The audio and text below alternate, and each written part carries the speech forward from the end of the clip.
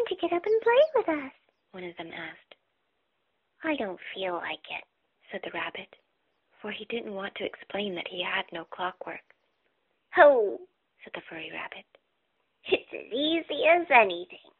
And he gave a big hop sideways and stood on his hind legs. I don't believe you can, he said.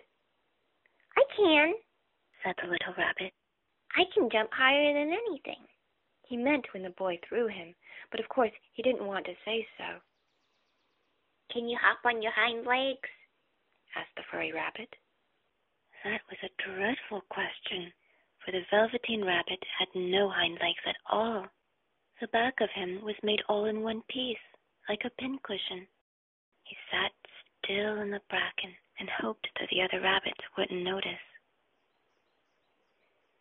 I don't want to, he said again. But the wild rabbits have very sharp eyes, and this one stretched out his neck and looked. He hasn't got any hind legs, he called out. Here's your rabbit without any hind legs. And he began to laugh.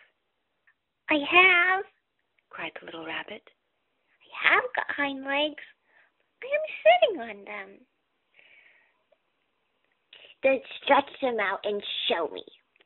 Like this, said the wild rabbit. And he began to whirl around and dance till the little rabbit got quite dizzy.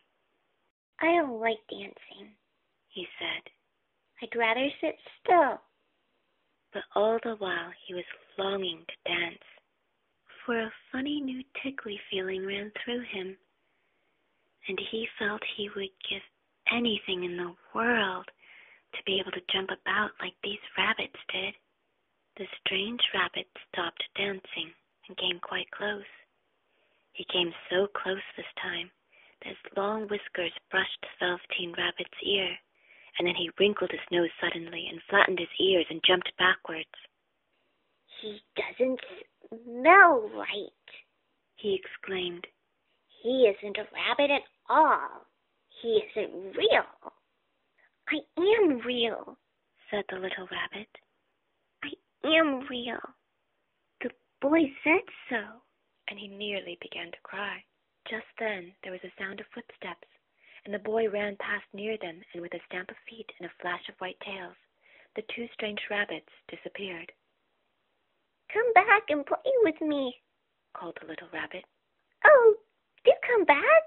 I know I am real. But there was no answer. Only the little ants ran to and fro, and the bracken swayed gently where the two strangers had passed. The Velveteen Rabbit was all alone. Oh dear, he thought. Why did they run away like that? Why couldn't they stop and talk to me? For a long time he lay very still, watching the bracken and hoping that they would come back. But they never returned. And presently the sun sank lower, and the little white moths fluttered out. And the boy came and carried him home.